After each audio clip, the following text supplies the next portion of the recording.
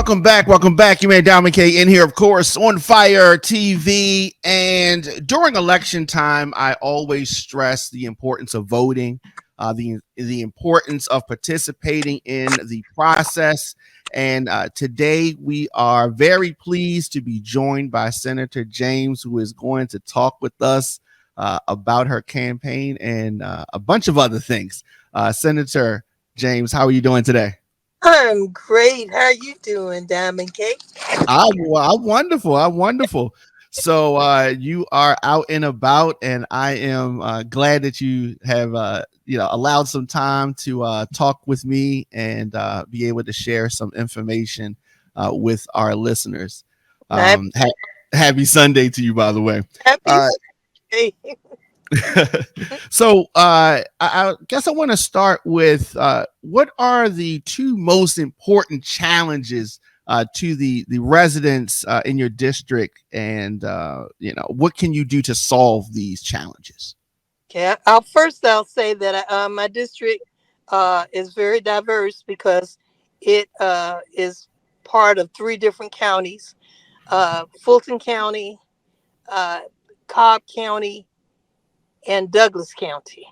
And so, but there are some common denominators, some that are really tough for all three, and that is protecting homeowners' rights.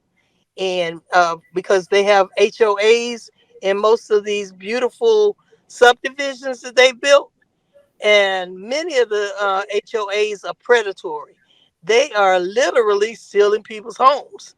So I've been working on trying to make sure that we look out for our taxpayers, our homeowners, and make sure all HOAs are not bad, but there are so many. And I've opened up the door by having hearings at the Capitol. And when I thought that I'd have 50 people, I had a packed room, standing room only. Fire marshal had to come, and then I had to have five more hearings because Wow. people are losing their homes for little things like not cutting their grass often enough, or painting their shutters uh, pink or and not white, or or Yeah. something, Yeah. and building a rock garden in the front yard that they may have spent $5,000 to get a landscaper to put on there, and it's very beautiful, but the covenant didn't allow it. So what they do is they start finding them, and then they add more liens against them per day, $100 added to it every day that you don't change Yeah. it. Folks can't afford that. Yeah. People can't afford it. And just like they can't afford the rent anymore. I've had more people to come and say, can you lift the prohibition on rent control? And I, of course, have been working on doing that. But Georgia is one state that way back in 84 uh, had a prohibition against any kind of rent control or caps on the rent. So that means that cities and counties can't even do anything about it if somebody decides to quadruple the rent from one year to the next. They can't do anything about it unless we lift that. So I put legislation in to do that, and we're still working on it. So hopefully That's we important can work. say yes. That that is important work, and so you represent Atlanta's 35th district, and as you said, it's a large area. It's very diverse. Have you been I don't know, impacted, your community been impacted by redistricting? Absolutely, because after December 31st, I will no longer be the senator from the 35th. I will have to run in the brand new 28th district, and that's what I'm doing right now. Right. And even though it's composed of about 40% of my old district, because I'll still have, Union City, Chattahoochee Hills, and the city of South Fulton. So I'll still have that. But and also I'll have most of Douglasville and all of Lithia Springs that I already had. But now I'll have Austell, Georgia, Mapleton, Georgia, Smyrna, And I've never had those districts before. So personally, my district is very impacted. And they changed the numbers. In fact, they did it to all of the senators who have been there for a while. I guess the majority, we're not in the majority party. So the majority rules. And unfortunately, we didn't have enough votes to stop it. So yes, it's bad that the whole state was gerrymandered, in my opinion, when the courts told them to add new districts. And I don't want to talk about black and white all the time, but that's exactly what they said. Do not you got to add two more Senate black districts, one more congressional, and five more House districts. But what did they do? They took the districts, like I had a 79% black district, which they was mostly Democrats. Right. So what they did is sliced and diced it. And now I have this new one is 51%. In fact, all of the 51% black. yes. Mm. So it's went from 79% to 51%. And what they did is put a little my district all over the place, and that's what they did to Senator Gail Davenport's district and many of the others. And three of the ones who had been there even longer than me just decided not to run again, so they will not even offer themselves to serve one more time. I'm afraid that we got so many bad pieces of legislation that's almost passed that if we don't have someone to stand up and speak out for us and fight for us, we're gonna be in big trouble. So that's one thing. Plus, look at the we were having a struggle with our Medicaid expansion. Yeah, Georgia is one of the few states that does not have an expansion on Medicaid, and we that is have true. so many sick people and so many disabled people who need to get different programs from Medicaid, but because they didn't expand Medicaid like other states did. So we one of the few states that didn't do it, and consequently, our tax dollars on the federal level don't come back to Georgia. They go in the general budget instead of coming to us and taking those people off the waiting list and making sure that the people who need help get help. And so we've been fighting. We just lost by one vote. So I certainly hope people are going to remember that. And we're calling it all souls to the polls. We Yes, want to get to the polls on that May 21st primary, because yes, we have a primary in just a few days. And they have an opportunity to go. And some people say, is it going to rain? I said, I don't care if it rains or not. You need to get to the polls, vote because for it is important. It's important. yeah, Uh, support. Because it'll rain if we get the wrong people in there, it'll rain on us for the next whole few years every day. So Absolutely. Republicans would like to make it rain on on our community. So if reelected uh and I'm speaking that into existence. thank Uh you. Thank what are some of your priorities? What are some of your priorities? We talked about a few things, but what are some of your key priorities if reelected? Well, I want to make sure that we have continue to have quality public schools. So we need to fully fund the schools from K through 12. And we don't do that right. Also, I want to continue to work on improving our streets and roads and bridges and even our uh, railroad tracks, everything in transportation. So DOT has so many state roads that they have to service, and they're not being serviced in some areas. They're Yeah. not being serviced at all. So we want to make sure that we work on that, as well as uh, I told you about the livable housing conditions that I want to make sure that we do too. And people talk about affordable housing. What is affordable housing? Well, we want to know what is affordable now because of the prices. So we're going to try to define in some kind of legislation. I want to define what we call affordable housing. So You that's mean just so to know. something related to the income of the constituent? Correct, correct. And also, the biggest thing I think that I want to work on is what I've been working on for a few years, because there are more than 200,000 people in my area without access to a hospital. They closed two of the Atlanta hospitals, and we have not replaced them. They have trauma center or some other things, but they don't have a hospital with a trauma center like Grady. So all the people who get sick in my area take 30 minutes or more to get to Grady Hospital if something happens to them in an emergency. And that's, they don't, all hospitals, some of the private hospitals won't take them. So Yeah. we have a public trauma hospital. So a couple of years ago, I got with East Point and the city of South Fulton and other municipalities.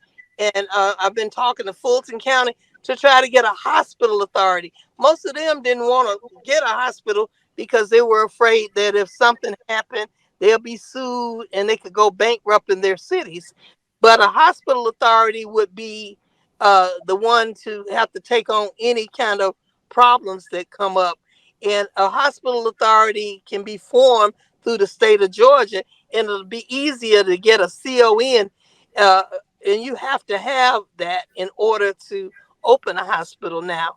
A certificate of need is what CON means. And so we need to try to continue to work on that so that we can have, if somebody gets sick or have a heart attack or have a car accident, I want to make sure that they can get help. I know Quickly. when Yeah. I first got elected, Diamond, my first year there, my teenage son that was a senior at Westlake High School was driving on Camp Creek, got to my street, and when he was trying to turn Butner, this 18 wheeler hit him, and Oh my. the man had 5 previous DUIs. He Hmm. took my child's life a Oh few my. miles from my house that day, and I had just gotten elected a legislator. So in Kerry's memory, I couldn't bring him back, but I said, let us change the law. So I did. I changed a lot of the teenage driving laws, because back then you could have a learner's license at 13, believe it or not, and they didn't require you to have a whole lot of training. But now we changed that completely. But I didn't change it. I let the teenagers come and up to the Capitol time and time again, and we wrote the law, and then it passed. But that's so much that you have to go through. Yeah. Let us save the people. Let us save everybody on the roads. And so that is one thing that I want to make sure that not only do we improve the streets, but the road safety is so important. Absolutely. What kind of support have you been getting from your colleagues with regards to some of these things that you've outlined? Well, the hospital authority, I was having a lot of trouble getting people, but now they've seen that it is a serious problem. And so some people are trying to solve things. We wanted to have a hospital for Morehouse students, med school students, to be able to go to and run and not have to go to Emory Midtown or somewhere else to do their internship.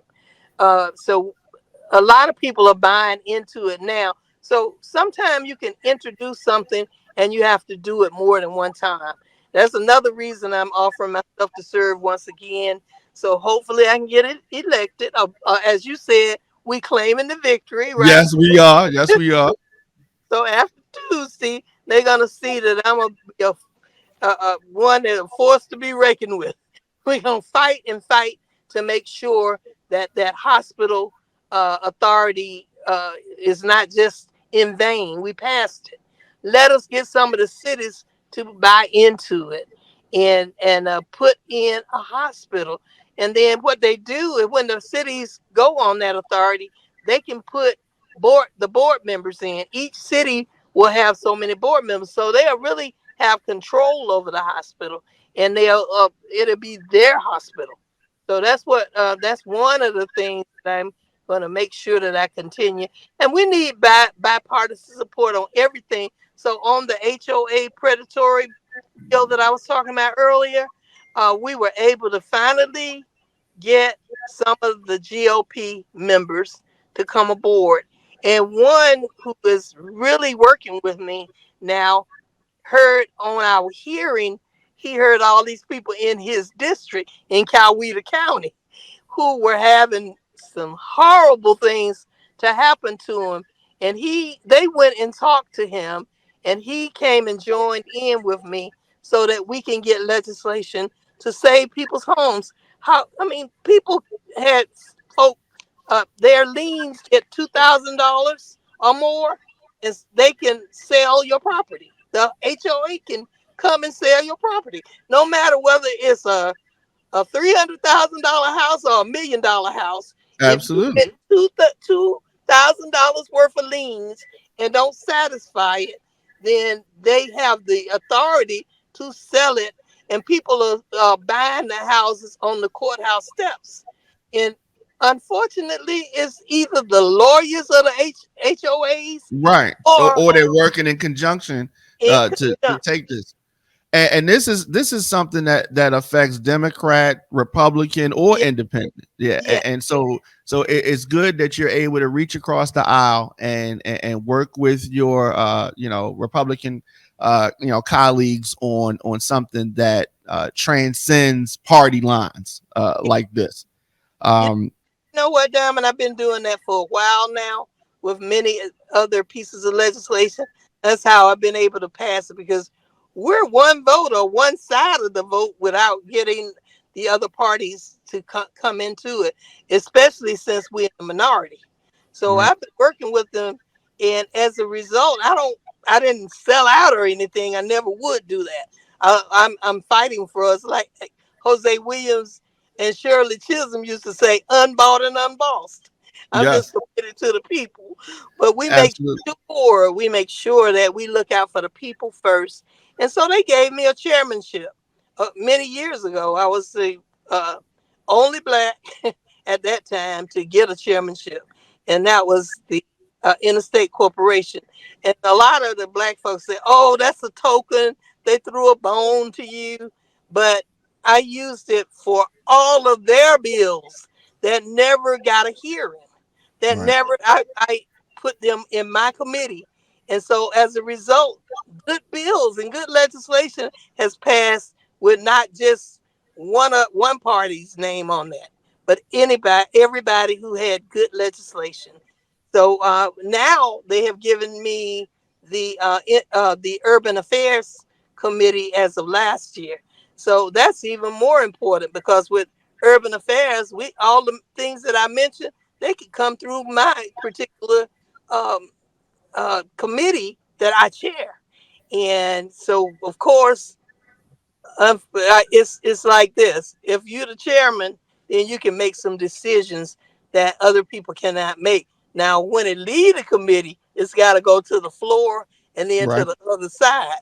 So you have to have those strong commitments and coalitions. That's what we called it. I remember what's his name, Ralph David Abernathy used to be there. He said it's all about building coalitions.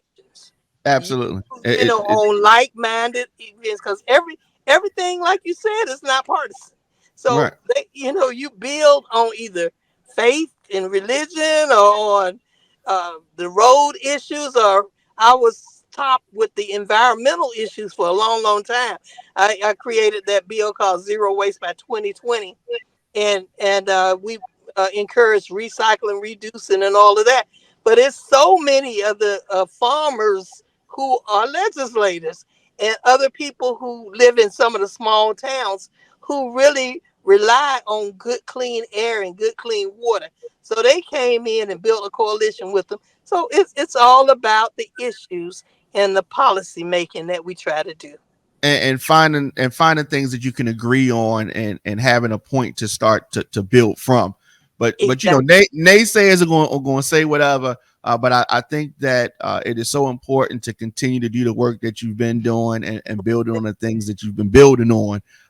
What do you think is your most important accomplishment of your tenure? Well, I kind of mentioned it with my son. Once Yeah, I lost him, I yeah, wanted to make sure that we changed the laws. But I have passed so much legislation. I think the very first thing I say is education, because kids learn a different way. I'm a former educator. I'm the daughter of two Atlanta public school teachers, then principals, and my dad went on to the area office while he was still there. But my mom and dad spent more than 45 years each with Atlanta Public Schools. So I grew up in a family with education, and I tried it for a quick minute, but it's not for everybody. it's not. I wanted no, those kids, no. I had my Yeah, own to yeah, deal with, but I wanted to help them as a legislator. So I helped to raise the teachers' salaries. And we were the second lowest next to Mississippi. We were right there is the lowest in paying our teachers, and you get what you pay for. You absolutely. you don't pay them. So a lot of teachers, a lot of people would finish college, and the only reason they be a teacher is to have some money to pay off some of the bills and to go get another degree, and then they leave. So they get they it was just a stopping of Yeah, they just that. passing through. They just Yeah, passing through. But exactly. So yeah, I changed that, and I changed the teachers and student ratio, because at one time we could have about 40 kids or more in one classroom. How can a teacher teach that many students?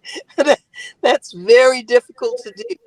So we changed that, and so now I don't know. It keep fluctuating, but now it's not supposed to be more than 25. yeah, So that and that's something sadly that we're seeing across the country. it is. And it is really important to have quality teachers that can manage the amount of students. It's a lot there. We need folks to get out Tuesday, May the 21st. Is there anything else that you want voters to know? No, but just make sure you go 7 a.m. to 7 p.m. on this coming Tuesday. Early voting stopped already, so you can't go today or tomorrow. You have to now go on Tuesday and vote all the way down the ticket. But please vote for the 28th Senate District, Donzella James. But all the way down the ticket, because there are a lot of important questions. A lot of people just skip over that. And then they find out that some huge taxes added on, or they no longer have the what do you call it, a homestead exemption is changed a little bit, so some of the seniors be relying on it, then they don't realize they didn't vote. When you don't vote, you don't count. That Yes, goes towards something that you may not have agreed with. And unfortunately, that's what happens. And we have so many judgeships on there. You might not know all those people, but I say a good 90% of the judges that's running unopposed. So find out who those other people are. You can go to my website even, and you'll get a chance to, you can follow the prompts on there to find out exactly who is representing what area, or what area you live in, and if you live in the district, and if not, how to get to the Secretary of State's website so you can learn even more. They say voter registration is so important, but voter education is more important, because you need to know who, what, and where you're voting. So absolutely. yeah, so that's Absolutely, it. and that is very important. All the time we hear, folks talking about getting out to vote and encouraging them to vote. But you're right. That education piece, knowing what they need to do when they're in the booth, is equally, like you say, it's more important, really, because if you go but you don't know what to do, or you make the wrong decisions just because you're there, So the education part, super important. I really appreciate you taking time to talk with me, Senator James. And best of luck to you. And I really want to thank you for your years of service in the community and all that you do. Thank you, and it's been my honor and privilege to be on your show. I listened to it. I'm going to continue. Thank you so much. Thank you. Have a wonderful day. Okay, happy Sunday. Bye. Thank you. Bye bye.